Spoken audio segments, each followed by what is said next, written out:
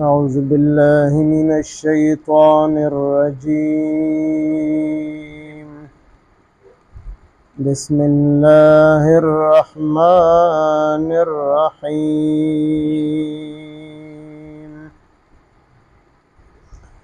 كنتم خير أمة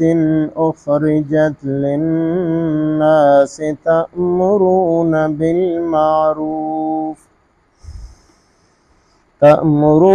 بالمعروف وتنهون عن المنكر وتؤمنون بالله ولو آمن أهل الكتاب لكان خيرا لهم منهم المؤمنون وأكثرهم الفاسقون. لن يضروكم إلا أذى وإن يقاتلوكم يولوكم الأدبار ثم لا ينصرون. آمنت بالله صدق الله مولانا العظيم.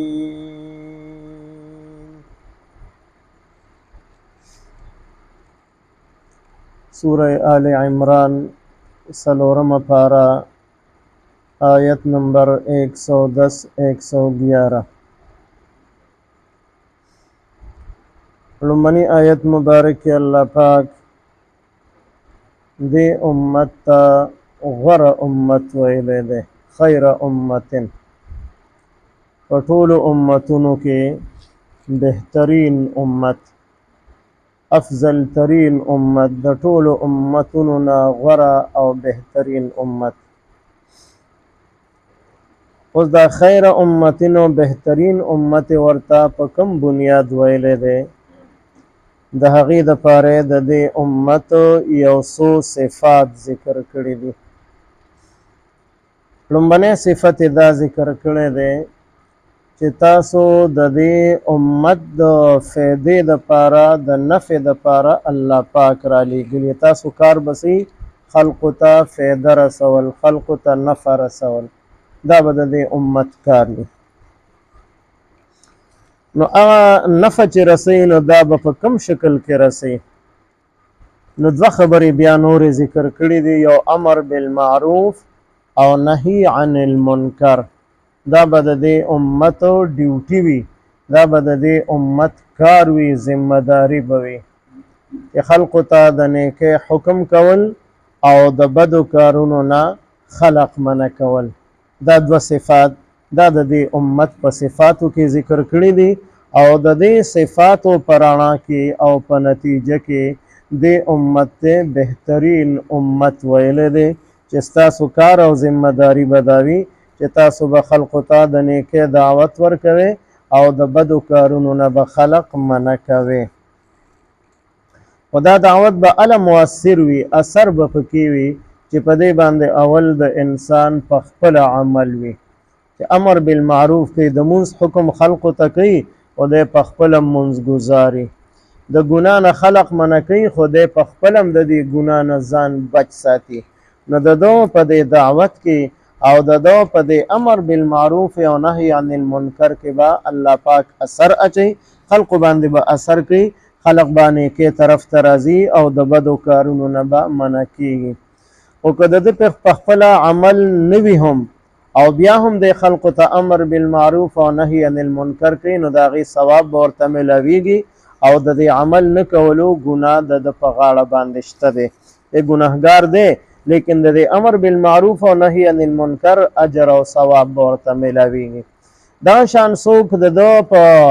دعوت او تبلیغ باندې عمل کوي یا نه کوي او دیم خپل دعوت او تبلیغ امر بالمعروف او نهی عن المنکر فریضه جاری ساتي، بیا به هم دته الله پاک په دې باندې اجر او ثواب ورکوي.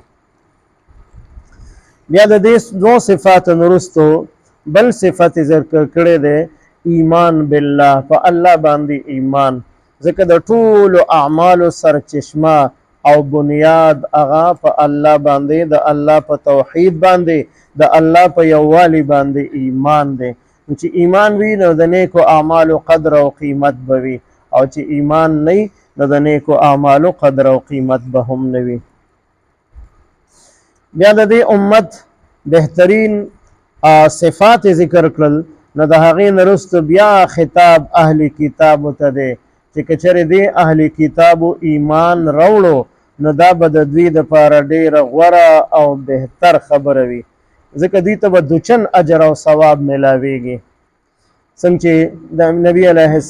السلام د اهل کتابو یهودیانو عیسیانو بادشاهانو ته د اسلام دعوتی خطونه لیکلي وو چې تاسو اسلام قبول کې یؤتک الله اجرک مرتين، الله پاک به تا ته د دې دوچن اجر او ثواب درکړي، یو په مخکنی پیغمبر او آسماني کتاب باندې د ایمان اجر او ثواب، او دویم په قرآن مجید باندې او په نبی علیه السلام باندې د ایمان راوړلو ثواب. نو اهل کتابو ته به دوچن اجر او ثواب میلاویږي. نو ځکه یې وفرمایل چې که دا اهل کتاب ایمان راوړي نو دا د دې په حق کې ډېره بهتر ده چې مخکې په خپل آسماني کتاب او خپل پیغمبر باندې ایمان و، اوس په قرآن مجید او په نبی علیه السلام ایمان راوړو، اوس کامل ایمان ورته الله پاک نصیب کو، نو دته به دوچن اجر او ثواب هم میلاویږي، او دا به د په حق کې غوره او بهتر خبره هم وي.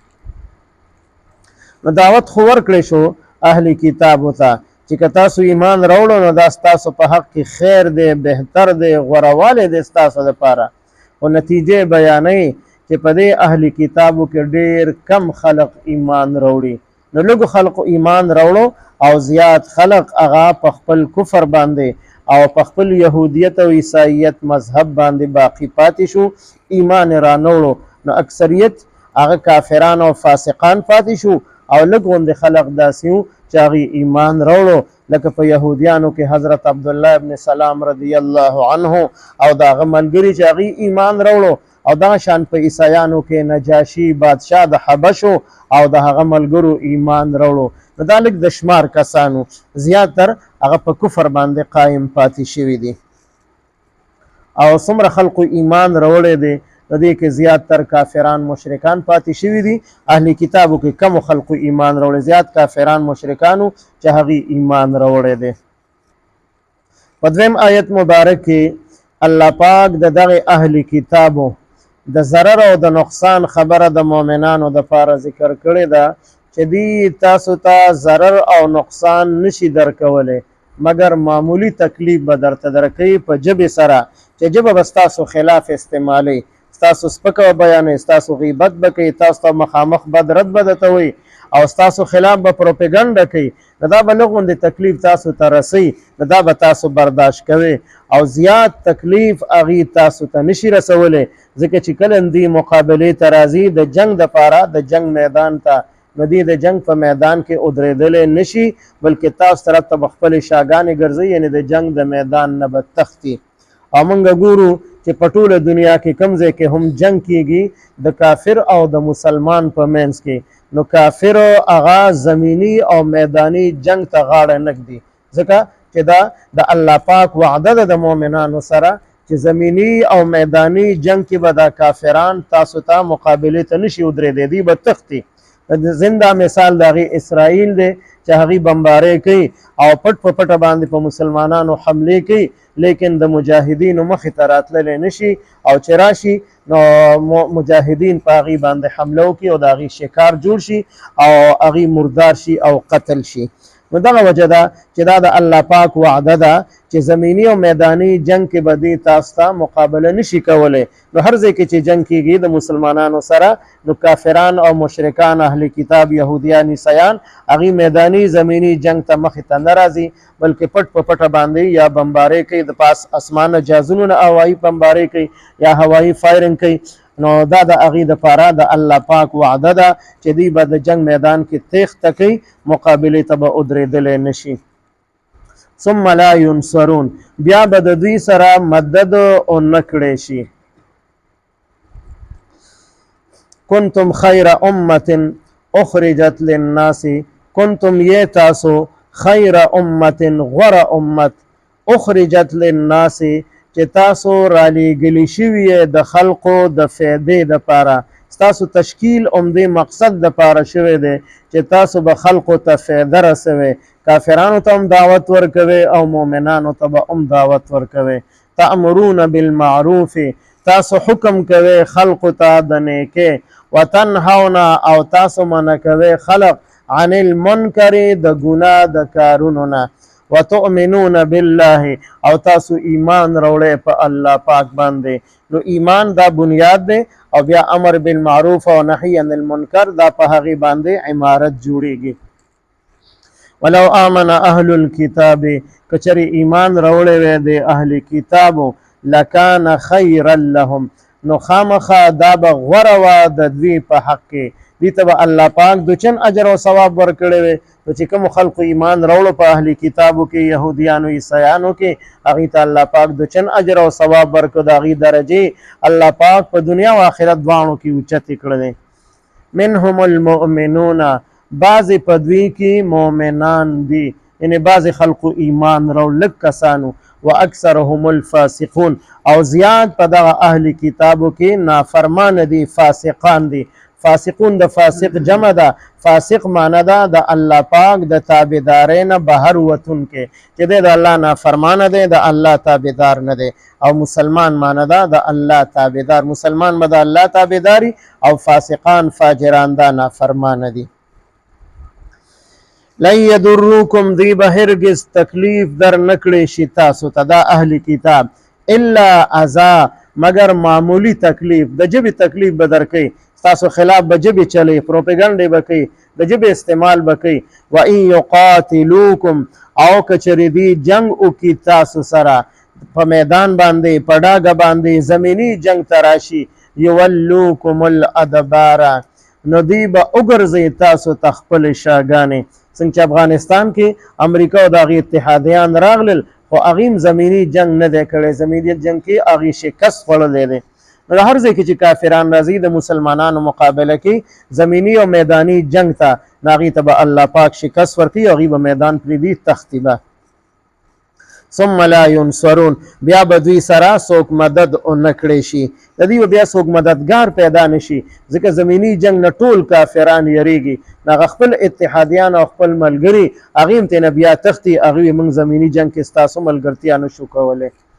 کنتم خیر امت یہ تاسو غوره امت اخرجت للناس چې تاسو را لیږلي شوي د خلقو د فایدې دپاره تأمرون بالمعروف تاسو حکم کوئ د نیکۍ خلقو ته وتنهون عن المنکر او تاسو منع کوئ خلق د ګناه د کارونو نه وتؤمنون بالله او تاسو ایمان راوړئ په الله پاک باندې ولو آمن اهل الكتاب کچری ایمان راوړی وی د اهل کتابو یهودیانو عیسیانو لکان خیرا لهم نو دا خبره ډیره غوره او بهتر وه د دوی دپاره منهم المؤمنون بعضې په دوی کې مؤمنان دي چې هغه لږ کسان دي و اکثرهم الفاسقون او زیات په دوی کې نافرمانه دي بې ایمانه دي لن یضروکم دی هرگز نقصان نشي درکولی تاسو ته الا اذا مگر لږ غوندې تکلیف په ژبې سره و ان یقاتلوکم او که چېرې دوی جنګ وکړي تاسو سره یولوکم الادبار دوی به وګرځئ تاسو ته خپلې شاګانې یعنې د میداني او زمیني جنګ نه به دوی تېښته کوي شکست به ورته میلاویږي ثم لا ینصرون بیا به دوی سره څوک مدد ونه کړی شي اللهم صل على سيدنا محمد وعلى آل سيدنا ومولانا محمد وبارك وسلم رب اجعلني مقيم الصلاة ومن ذريتي ربنا وتقبل دعاء ربنا اغفر لي ولوالدي وللمؤمنين يوم يقوم الحساب ربنا اغفر لنا ولإخواننا الذين سبقونا بالإيمان ولا تجعل في قلوبنا غلا للذين آمنوا ربنا إنك رؤوف رحيم ربنا هب لنا من أزواجنا وذرياتنا قرة أعين واجعلنا للمتقين إماما. ما استاذ محترم وفات شوی و جنازه شوی ده تخبه شیخ الحدیث محتمم سے دارالعلوم اسلامیہ جمہوریہ مولانا عبدالرحمن صاحب عرف تانی بابا جی سے دعا ورتو کې چې الله پاک د هغې کامل مغفرت او بخښنه نصیب وګرځي، قبر د جنت الفردوس د باغچونه یو عظیم الشان باغچه وګرځي، د قبر د برزخ او د آخرت ټول منازل په آسان کې غمزده خاندان ته د صبر جمیل توفیق ورکړي، د هغې فیوزات د هغې برکات د هغې په خاندان باندې په شاګردانو او مریدانو او په دې ټوله علاقه باندې په دې ټوله ضلع باندې په ټول امت مسلمه باندې د هغې فیوزات او برکات جاري او ساري وساتي. کوم مدرسې بنیاد هغې ښې او په هغې کې درس او تدریس کړی دی، الله پاک دا د هغې دپاره صدقه جاریه وګرځي. څومره شاګردانې دي او هغې په هر ځای کې مدرسې دي، الله پاک دا ټولې د هغه په حق کې قبول او منظور وګرځي، دا ټول اعمال د هغې دپاره صدقه جاریه وګرځي. د هغې په جنازه کې چا شرکت وکړو، د قبر خدمت یې وکړو، هغې سره د غم درد شریک کړو، الله پاک ټولو ته جزای خیر د دنیا او د آخرت نصیب وګرځي. شاهد حاجي صاحب حج نه واپسې کړې ده، دعا ورته وکړئ چې الله پاک د دې د حج دا سفر په خپل دربار کې قبول او منظور وګرځي. څومره عبادات یې کړي دي، احکام یې ادا کړي دي، دعاګانې کړي دي، خاص کر د درس ملګرو دپاره خصوصي دعاګانې، د ټولې محلې دپاره، بیا د ټول امت دپاره دعاګانې کړي دي. الله پاک هغه ټولې دعاګانې زموږ په حق کې قبول او منظور وګرځي. څومره حاجیان صاحبان چې هغې واپسې نه ده شوي، الله پاک ټول په خیر او عافیت سره په خوشحالو سره